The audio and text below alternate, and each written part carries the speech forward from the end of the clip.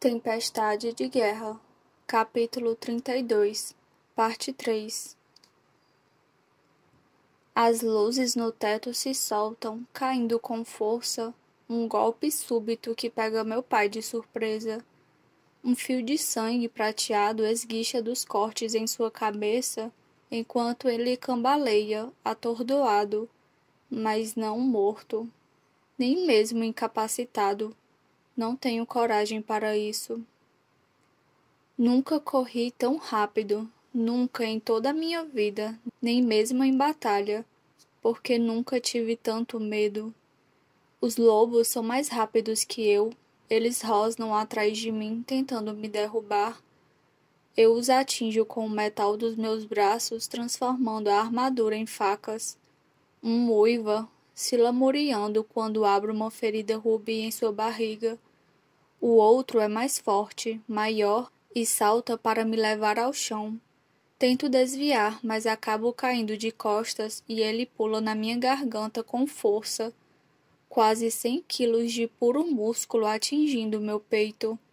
Engasgo, sentindo o ar escapar dos pulmões. Dentes envolvem meu pescoço, mas não mordem. Suas pontas encostam o suficiente para machucar. O suficiente para me manter imóvel. No alto, ao meu redor, as luzes tremem em suas estruturas de metal e as dobradiças estremecem nas portas. Não consigo me mover, mal consigo respirar. Consegui correr 10 metros. Não levante um dedo! Minha mãe grita, entrando no meu campo de visão bastante limitado. O lobo em cima de mim estremece, os olhos amarelos cravados nos meus. Meu pai treme ao lado dela, uma nuvem de tempestade furiosa. Ele está com uma mão na cabeça, estancando o sangue. Seus olhos são piores que os do lobo. Menina idiota! Ele sussurra. Depois de tudo que fizemos por você, tudo o que fizemos de você, não fosse por um defeito. Minha mãe começa. Ela estala a língua para mim como se eu fosse um dos seus animais de estimação, criados para seu uso pessoal, o que de fato sou. Um defeito profundo e anormal. Tento puxar o ar, segurar o choro. Meu estômago se revira e queima. Me deixe ir, quero implorar, mas ele nunca vai deixar, não sabe como. E talvez esse tenha sido o erro do pai dele e do pai dele. Não sei porquê, mas penso em Mar Barrow, em seus pais, mantendo-o perto, se despedindo quando partimos de Montfort. Eles não são ninguém, são insignificantes, sem grande beleza, intelecto ou poder. Eu os invejo tanto que sinto vontade de vomitar. Por favor. Consigo falar. O lobo se mantém firme. Meu pai dá um passo para mais perto, seus dedos tingidos de prata líquida. Com um movimento rápido da mão, me suja com seu sangue, com o que eu fiz.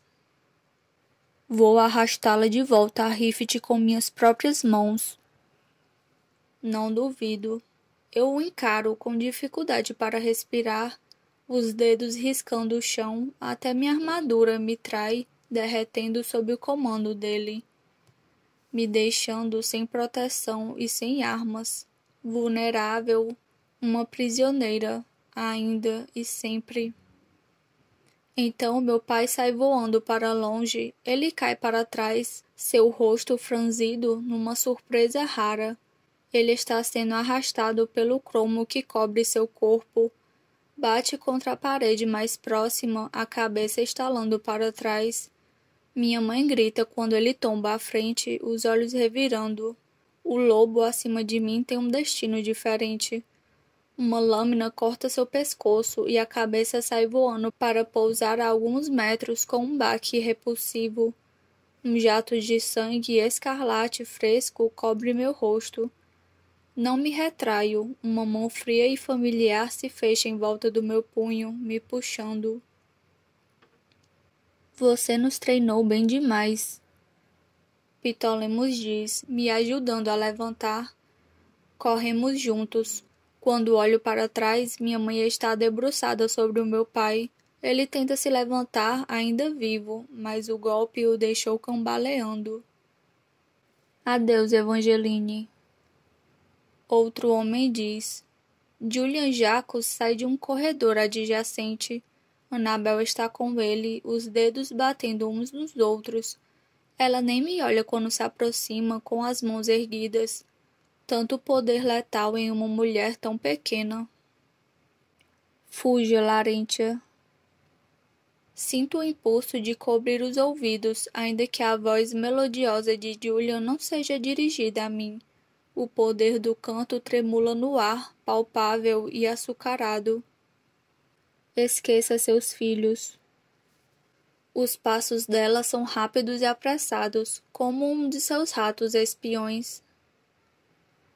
Larentia. Meu pai gorgoleja, mal conseguindo falar em seu torpor, mas ele definitivamente consegue gritar. Eu o deixo nas mãos de Annabel e Julian, independente do destino que reservaram ao rei de Rift. Lá fora, a névoa cai completamente, cobrindo a praça com uma bruma espessa demais para ser natural. Vejo a silhueta de Uren esperando por nós, o contorno de sua forma esguia contra as outras sombras entrando em formação. As forças de Kol, talvez até uma legião inteira, a julgar pelos muitos vultos. Ao nos ver, ela acena. Por aqui! Uren chama antes de se voltar para a névoa e os soldados. Sinto alguma coisa nos limites da minha percepção, forte o bastante para ser registrada mesmo de muito longe. Os navios de Lakeland. Só pode.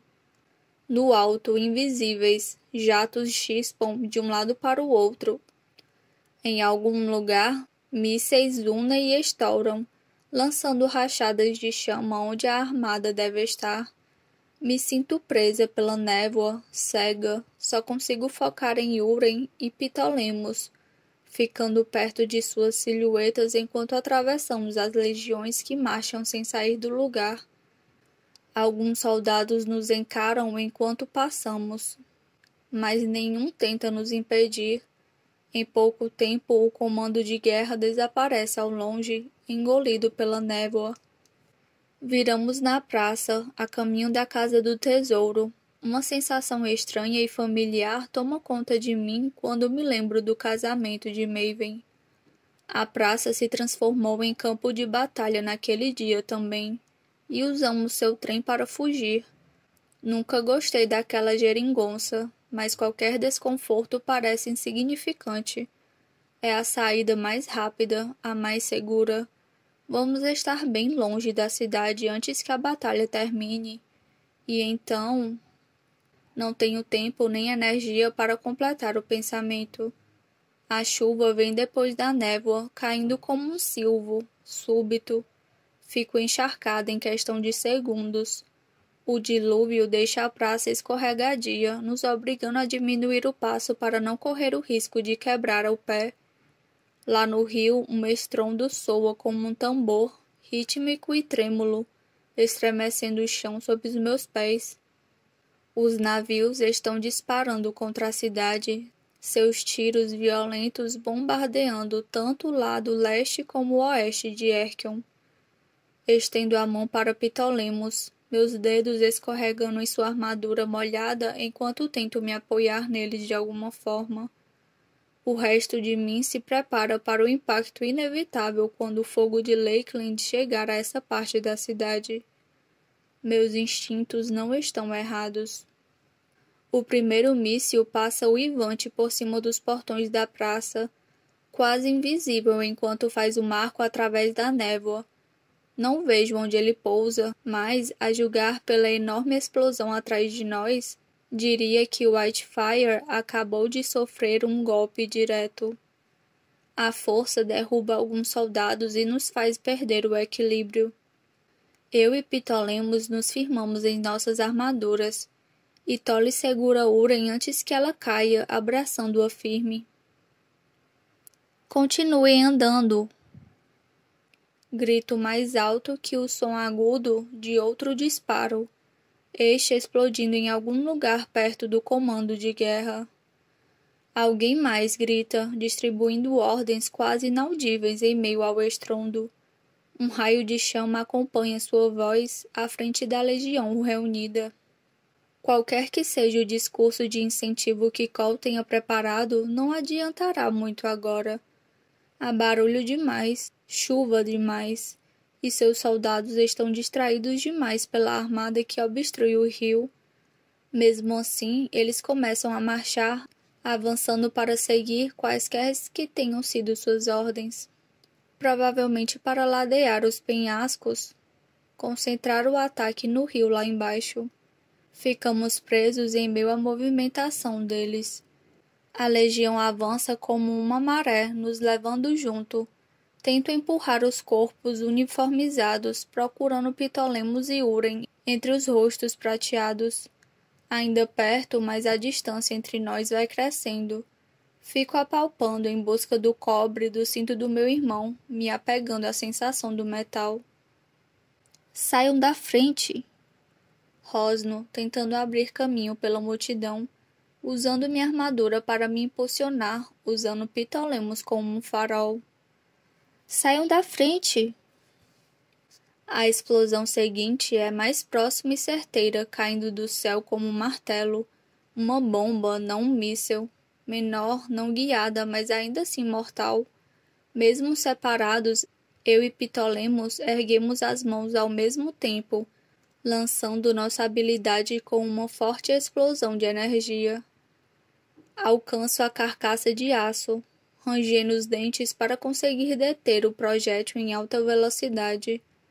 Conseguimos e, grunhindo juntos, lançamos a bomba de volta para a névoa, espiralando para que, com sorte, exploda em meio à frota de Lakeland. Alguns telex da legião de Cole fazem o mesmo, se reunindo para retornar as bombas e os mísseis, mas são muitos os tiros disparados pela névoa quase em cima de nós. A frota aérea corre entre as nuvens, ainda cortando o céu, bombardeando a armada da melhor maneira que pode, com tudo que pode. Não são os únicos jatos no alto. Lakeland também tem seus batalhões aéreos, assim como Piedmont em menor número. Em meio ao estrondo dos navios e ao urro dos jatos, mal consigo ouvir meus próprios pensamentos. As armas de Norta só aumentam o ruído caótico.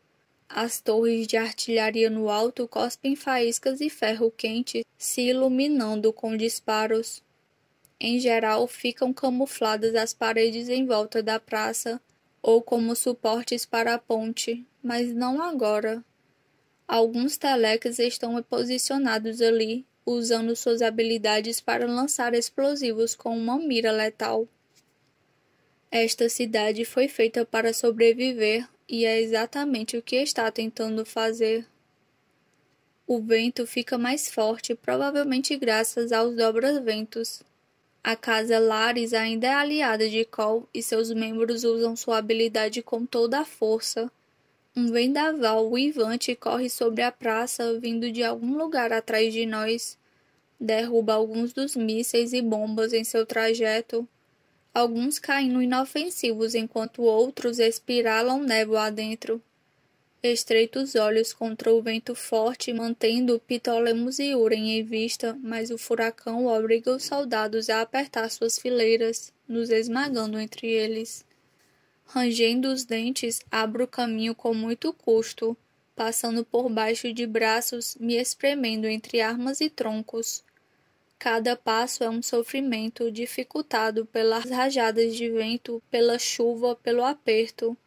A multidão balança como o rio lá embaixo, agora coberto por vagalhões brancos. Minhas mãos se fecham em volta do punho de Toli, sua armadura fria contra meus dedos. Ele arfa me puxando pelo último metro até eu estar encolhida em segurança ao seu lado. Ele segura Uren com a mesma força, seus braços em volta de nossos ombros. E agora?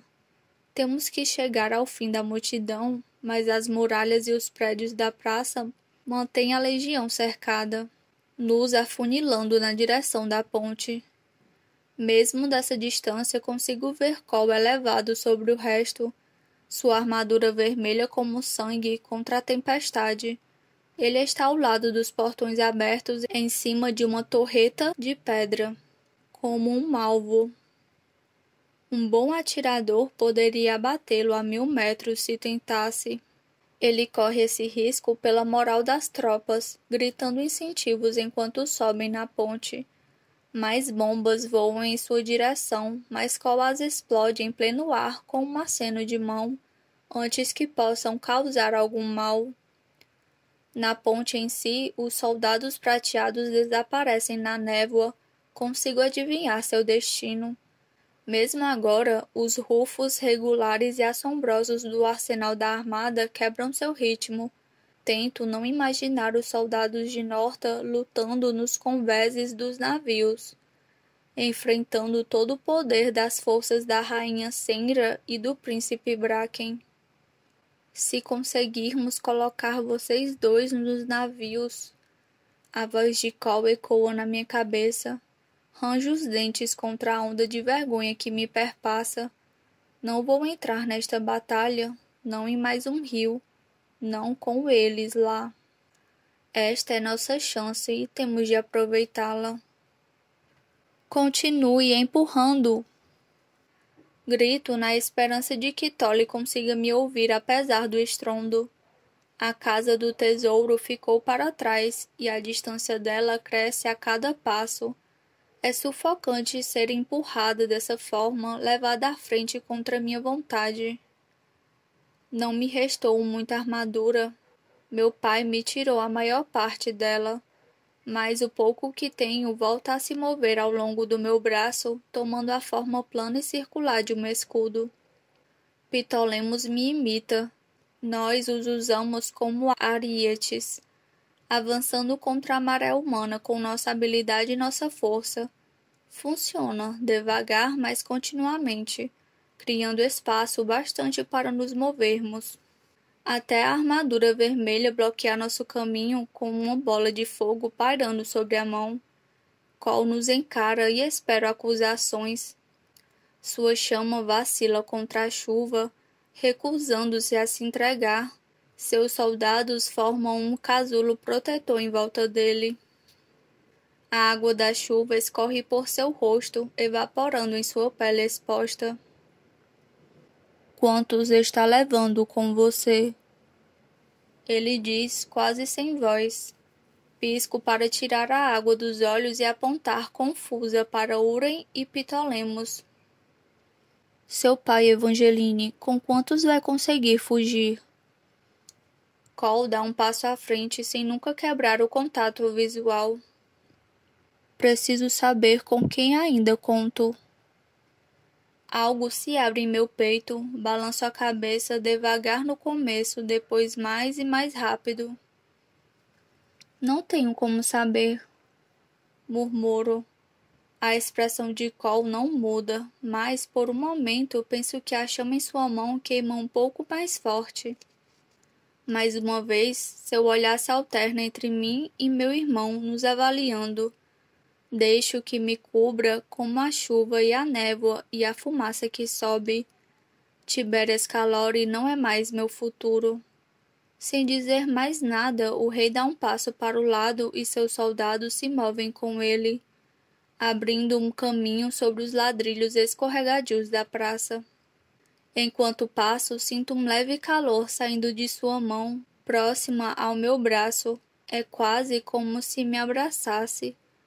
Cole sempre foi um tipo excêntrico, diferente dos outros prateados. Estranho, com arestas suaves, enquanto o resto de nós foi criado como navalhas, com extremidades duras. Aperto seu braço apenas por um momento. Eu o puxo perto o bastante para um último sussurro, uma última farpa de Evangeline Samos antes de desaparecer. sem sua coroa, sem sua casa, sem suas cores, para se tornar uma pessoa inteiramente nova. Se não é tarde demais para mim, não é tarde demais para você. Quando nos sentamos no trem e suas luzes se acendem e seu motor ganha vida, me pergunto onde os trilhos terminam. Vai ser uma longa caminhada até Monte Forte.